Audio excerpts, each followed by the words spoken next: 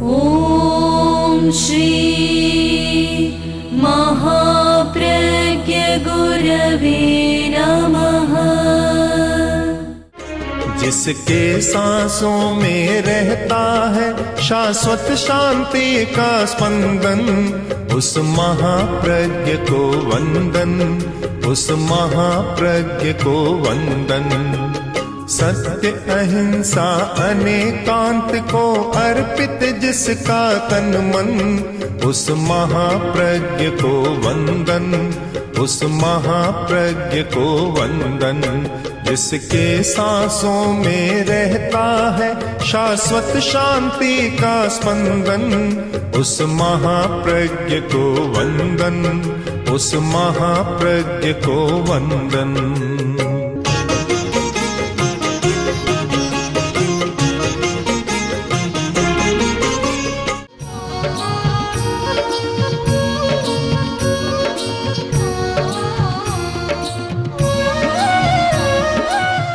प्राचीन साहित्य में दो सूचियाँ मिलती हैं, एक दुर्लभ और एक अति दुर्लभ की सूची।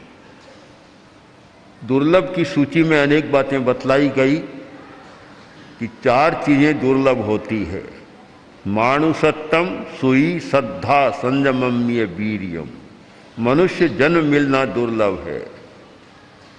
मनुष्य होने पर भी धर्म की श्रुति दुर्लभ है, धर्म को सुनना दुर्लभ है। और सुनने के बाद भी श्रद्धा होना दुर्लभ है। और श्रद्धा होने के बाद भी संयम में अपने वीर्य का नियोजन करना दुर्लभ है। ये दुर्लभ वस्तुओं की सूची है। एक सूची है अति दुर्लभ, जो बहुत ज़्यादा दुर्लभ है। सूची में एक शब्द है बोधि। बोधि बहुत दुर्लभ है। विनय विजय जी ने लिखा है, बुद्ध्यतां बुद्ध्यतां बोधिरति दुर्लभा, जलधि जल पतित सुर रत्न युक्त्या, सम्यगाराध्यतां स्वहितमिह साध्यतां, बाध्यता मधुर गतिरात्म शक्त्या। बुद्ध्यता बोधि प्राप्त करो, क्योंकि बोधि अति दुर्लभ है। दुर्लभ नहीं, अति दुर्लभ है। अति दुर्लभ क्यों है कि बोधि 3 प्रकार की बतलाई गई। नाण बोही, दर्शन बोही, चरित्र बोही। ज्ञान की बोधि, दर्शन की बोधि, चरित्र की बोधि। तो ज्ञान दर्शन चरित्र तो दुर्लभ है, उनकी बोधि बहुत ज़्यादा दुर्लभ है। बोधि का अर्थ अंतर का ज्ञान, भीतर से कोई भीतर का स्रोत है, वह है बोधि। कुएं का पानी है, भीतर का स्रोत है, वह है बोधि। और कुंड का पानी है ज्ञान हमारा। भरत चक्रवर्ती हो गए और आयोजन किया गया, चक्रवर्ती और विजय का आयोजन, और सब लोग आए, भाई नहीं आए। जब भरत सिंहासन पर जाकर बैठा और देखा तो सब दूसरे राजे विद्यमान है, किंतु भाई नहीं है। बाहुबली भी नहीं है और 98 भाई और वे भी नहीं है। भरत का मन खिन्न हो गया। यह कैसा प्रसंग, विजय का उत्सव और सब लोग आए हैं और मेरे सगे भाई नहीं आए। स्वाभाविक है मन पर एक चोट होना, एक चोट सी लगी। आखिर लंबी चर्चा के बाद निर्णय लिया कि 98 भाइयों को दूत भेजा जाए और कहा जाए कि आ जाओ, राज्यसभा में भाग लो। और नहीं आए या तो भरत के अधीनता को स्वीकार करो या फिर दूसरा रास्ता होगा। दूसरा रास्ता लड़ाई का रास्ता। दूत गए, संवाद में दिया। 98 भाइयों ने परामर्श किया हमें क्या करना है। परामर्श के बाद ये सोचा कि भरत हमारा बड़ा भाई है, उसके साथ लड़ना तो अच्छा नहीं, हम युद्ध नहीं करेंगे, लड़ेंगे नहीं। तो क्या करें कि ऋषभ के पास चलो, पिता के पास चलो, भगवान ऋषभ के पास, वे कहेंगे वह काम कर लेंगे। अच्छा चिंतन किया। एक सही चिंतन होता है तो समस्या उलझती नहीं है, और चिंतन गलत होता है तो और उलझन बढ़ जाती है। सबसे बड़ी बात है सम्यक चिंतन। समय पर ठीक चिंतन हो जाए तो समस्या को समाधान मिलता है, पर बहुत कम लोग हैं जो ठीक चिंतन कर पाते हैं, और नहीं कर पाते इसका कारण है आवेश। बस कोई भी समस्या आई, उत्तेजना आ जाती है, आवेश आता है, संवेग प्रबल हो जाता है, और उस आवेश में अकरणीय कार्य व्यक्ति कर लेता है। जो नहीं करना चाहिए वह कर लेता है, और करना चाहिए उसका विवेक समाप्त हो जाता है। यह बहुत अच्छी बात है सम्यक चिंतन किया। सम्यक चिंतन होना बहुत कठिन बात है, और वही व्यक्ति कर सकता है जो अपने संवेगों पर, आवेशों पर कंट्रोल करना जानता है। तो सब भाइयों ने सम्यक चिंतन किया, सब मिले और मिलकर भगवान ऋषभ के पास गए, वंदना की और बोले प्रभु हमारी एक समस्या है। क्या है?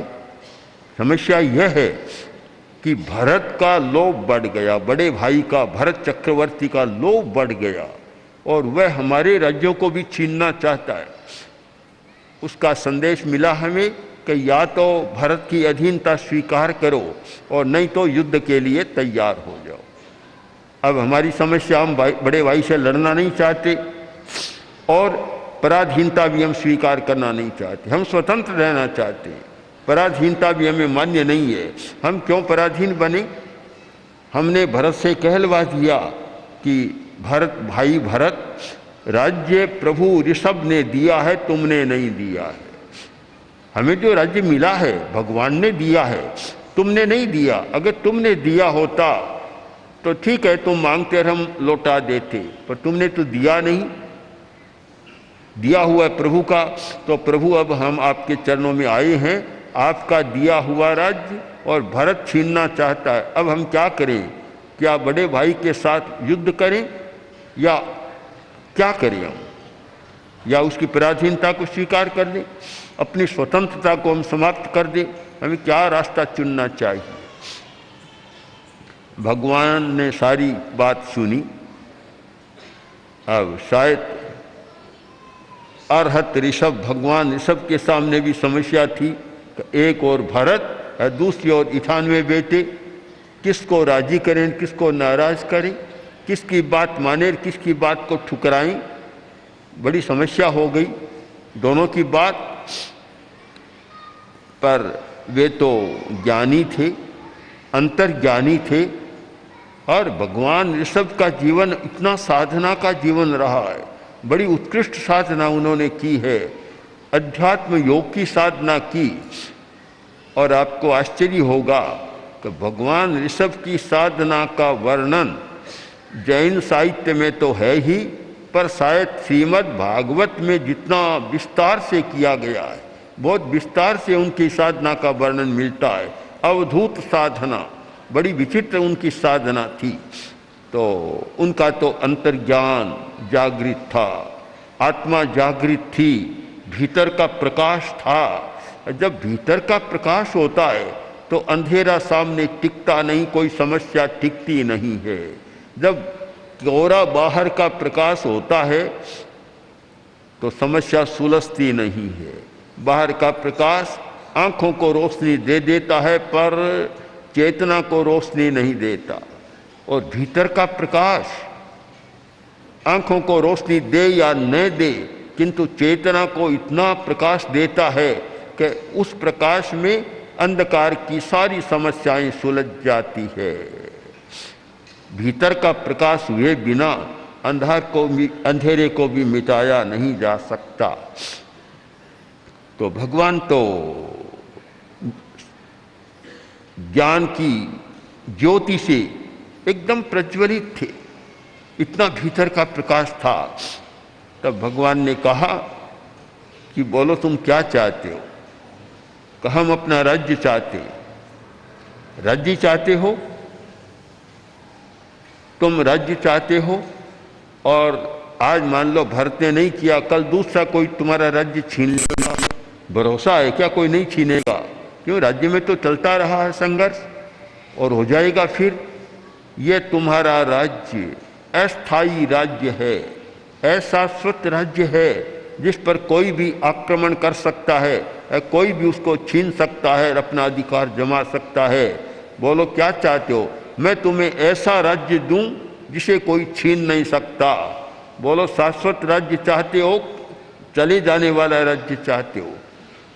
तब सब देखने लग गए और बोले प्रभु हम तो स्थायी राज्य चाहते, स्थायी राज्य चाहते, हम ये चले जाने वाला राज्य नहीं चाहते। तब भगवान ने कहा संबुज्य है किंग न बुज्य है, संबुज्य है किंग न बुज्य है।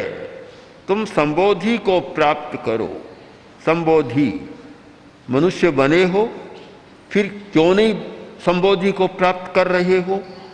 संबुज्य है किंग न बुज्य है। यह मनुष्य जन्म बार बार नहीं मिलेगा, इसमें क्षमता है कि संबोधि प्राप्त की जा सकती है।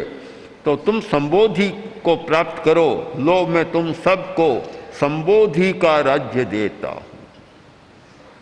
सबकी चेतना का रूपांतरण हो गया, चेतना बदल गई, सब तैयार हो गए, उस राज्य को छोड़ा और उस राज्य की दिशा में चल पड़े कि जिसे कोई छीन नहीं सकता, कोई पराधीन बना नहीं सकता।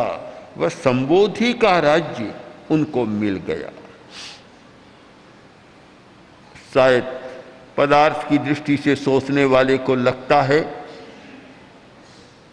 कि उन्होंने बड़ी भूल कर दी कि भगवान के पास गए और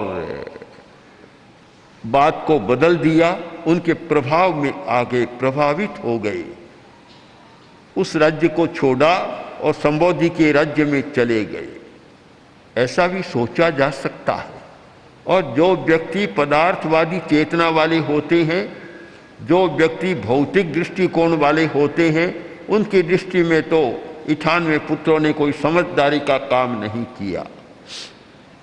किंतु जो परमार्थ की दृष्टि वाले लोग हैं और परमार्थ की दृष्टि से सोचते हैं, भी अंतरात्मा और भीतर की दृष्टि से देखते हैं, अध्यात्म की दृष्टि से देखते हैं, उन्हें लगेगा कि भगवान ने उनको ऐसा राज्य दे दिया जिसकी तुलना में कोई भी यह भूखंड वाला राज्य टिकता नहीं है।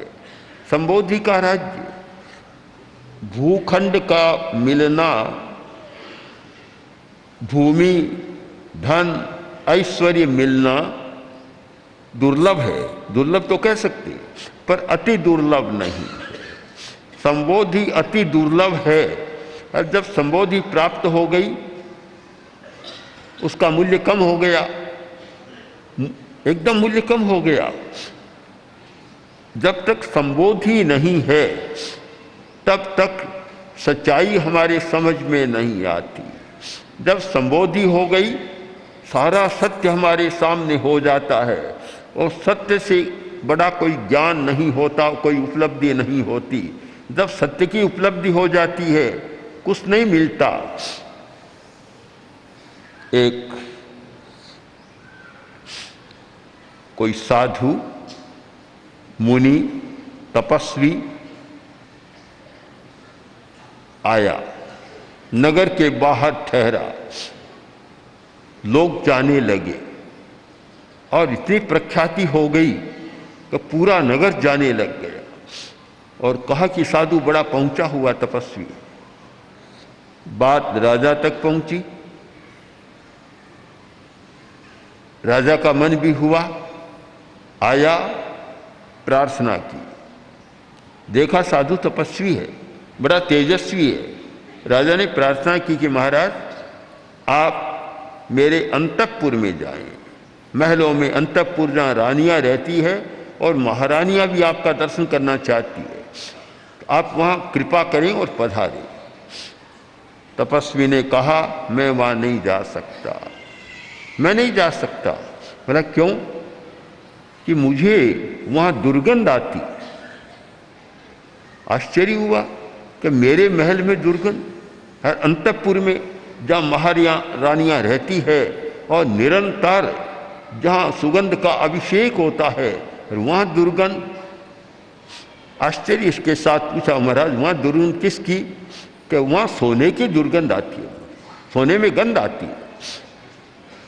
राजा बोला महाराज ऐसा लगता है कि आप जल्दी साधु बन गए, आपने व्यवहार का ज्ञान नहीं किया। जल्दी चौथेपन में 10 वर्ष का 8 वर्ष का बच्चा साधु बन जाता है, 9 वर्ष का। व्यवहार का ज्ञान नहीं होता। अब व्यवहारिक बात कर रहे हैं। हमारे साहित्यकारों ने लिखा कि सोने में सुगंध होती तो न जाने क्या होता। सोने में सुगंध है नहीं, गंध है नहीं, होती तो कितना बड़ा सोने में सुगंध कहावत ही चलती, आप नहीं जानते। गंध कहाँ से आएगी? तपस्वी ने कहा तुम नहीं जानते, मैं जानता हूँ, मुझे गंध आती है। और जहाँ सोने के आभूषण है, सोना है, सोने के गहने पहने हुए, वहाँ मैं जा नहीं सकता। महाराज आपकी बात समझ में नहीं आई। और होता है अलग अलग समझ, अलग अलग भूमिकाओं की। साधु की भूमिका अलग थी और राजा की भूमिका अलग थी। जहाँ भूमिका का भेद होता है वहाँ एक दूसरे की बात को समझना सरल नहीं होता, बड़ा कठिन होता है, बात समझ में नहीं आ रही है। राजा देखता रह गया, अवाक भी रहा, अनिमेष भी रहा, और किंतु तपस्वी की बात को समझ नहीं सका। कुछ देर बैठा रहा, मन में थोड़ा खिन्न भी हुआ कि मैंने प्रार्थना की और मेरी प्रार्थना स्वीकार नहीं की गई। आखिर तपस्वी ने कहा देख लिया कि राजा को समझाना तो है, इसे संबोधि देना है, संबोधि। राजा ने कहा कि महाराज मैं जाऊं। कहाँ? तुम जाते और मैं भी चलता हूं, मैं भी शहर में जा रहा हूं। आप कैसे जाएंगे? कि नहीं चलता हूं आज तुम्हारे साथ।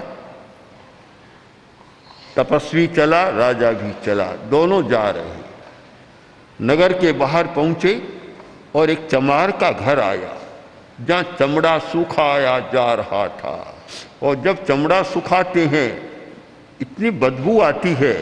हमने भी अनुभव किया, बालोतरा में चौमासा था विद्यालय में, और कुछ दूरी पर चमड़े सुखाए जाते थे। बहुत बार तो वहाँ बैठे बैठे भी कठिनाई का अनुभव होता, कितनी दूरी से। तो चमार का घर आया, तपस्वी ने राजा का हाथ पकड़ लिया कि भीतर चलो। राजा ने तो रुमाल निकाला और नाक को इतना बंद कर लिया कि सांस लेना मुश्किल हो गया। बोला महाराज कहाँ ले जा रहे हैं? कि भीतर चलो। कि महाराज कहाँ? चमार का घर है, चमड़ा सूख रहा है, आप कहाँ ले जाएंगे? कि चलो तो सही। आखिर क्या करे? तपस्वी का हाथ पकड़ा हुआ था, भीतर गए।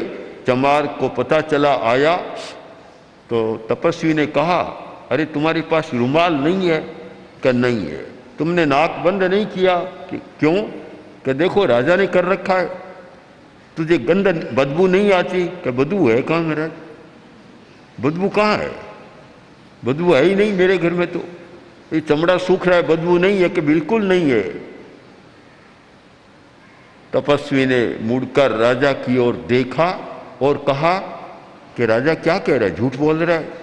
बोला महाराज आप व्यवहार को नहीं जानते, मैंने पहले ही कहा आप जल्दी साधु बन गए, आपको व्यवहार का ज्ञान नहीं है, और सब तपस्वी आप है। इसको गंध कैसी आएगी? रात दिन चमड़े के बीच में रहता है, भला इसको बदबू कैसे आएगी? हम लोग नहीं रहते, मैं नहीं रहता, इसलिए मुझे बदबू आती है और रुमाल से नाक को बंद करना पड़ा। आप समझे नहीं मेरी बात को? तपस्वी ने कहा मैं तो समझ गया, पर तू मेरी बात को नहीं समझाना, कठिनाई तो ये है। मैंने यही तो कहा कि तू सोने के बीच में रहता है, तुझे गंध नहीं आती, मैं सोने से परे रहता हूँ, मुझे सोने की भी गंध आती है।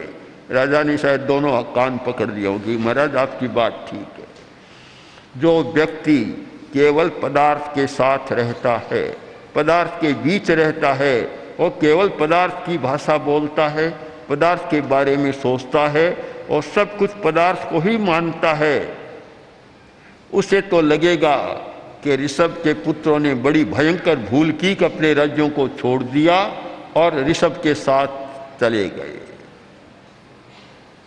उनका दृष्टिकोण हम गलत तो नहीं कहेंगे, क्योंकि पदार्थ के साथ रहने वाले का यही दृष्टिकोण होगा, इससे भिन्न क्या हो सकता है। किंतु जब व्यक्ति पदार्थ से परे, जब पदार्थातीत चेतना में जाता है और देखता है कि सच्चाई कोरा पदार्थ नहीं है, सच्चाई तो पदार्थ से परे है और जहाँ जाने पर हमें सत्य का अनुभव होगा, उस भूमिका पर जाता है, तब वह कहेगा कि ऋषभ के पुत्रों ने उस क्षणिक राज्य को, क्षणभंगुर राज्य को छोड़कर और संबोधि को राज्य प्राप्त किया, उनसे बड़ी कोई समझ की बात नहीं हो सकती। दोनों भूमिकाओं का भेद है। हम इस भूमिका भेद को समझकर चिंतन करें तो हमें लगेगा कि धन मिलना दुर्लभ हो सकता है, सुविधा मिलना दुर्लभ हो सकता है, पदार्थ की प्राप्ति दुर्लभ हो सकती है, पर अति दुर्लभ नहीं है। सबसे ज़्यादा दुर्लभ है संबोधि की प्राप्ति, संबोधि मिलना सबसे ज़्यादा दुर्लभ है। वह व्यक्ति भाग्यशाली होता है जिसे संबोधि प्राप्त हो जाती है, और वह व्यक्ति तो कितना भाग्यशाली होगा जिसे संबोधि का राज्य मिल जाता है। और वह व्यक्ति, वे कितने धन्य थे कि जिन्हें स्वयं ऋषभ के द्वारा संबोधि का राज्य दिया गया। हम भी चाहते हैं आज ऋषभ हमारे सामने हो और हमें भी संबोधि का राज्य दे। हमारी भावना तो है, पर न तो ऋषभ है और न संबोधि का राज्य देने की कोई चर्चा है। वह संबोधि का राज्य न मिले, वह साम्राज्य चाहे न मिले, किंतु कम से कम संबोधि को पाने का तो हमारा प्रयत्न होता रहे। हमें संबोधि को प्राप्त करना है और संबोधि की भूमिका पर जाना है। अगर हमारा प्रयत्न संबोधि पाने की दिशा में चले तो मैं मानता हूँ एक नया सूर्योदय होगा, स्वर्णिम सूर्योदय होगा कि हम पदार्थ की चेतना से ऊपर उठकर एक पदार्थातीत चेतना का विकास करने की दिशा में प्रस्थान कर रहे हैं। और वह दिशा शायद हमारे भाग्योदय की सबसे बड़ी दिशा होगी। इसलिए हमारा प्रयत्न हो और हम उस वाणी को सदा याद रखें जो ऋषभ के मुंह से ध्वनि निकली थी कि संबुज्ज है किंग न बुज्ज है, संबोधि को प्राप्त करो। इतना हो गया, अब भी तुम संबोधि को क्यों नहीं प्राप्त कर रहे हो। यह वाणी निरंतर कानों में गूंजती रहे तो एक न एक दिन हमें संबोधि भी मिलेगी और संबोधि का राज्य पाने का भी शायद अवसर मिल जाएगा। ओम आर। ओम श्री महाप्रज्ञ गुरवे नमः। ओम श्री महाप्रज्ञ गुरवे नमः। ओम श्री महाप्रज्ञ गुरवे नमः। ओम श्री महाप्रज्ञ गुरवे नमः।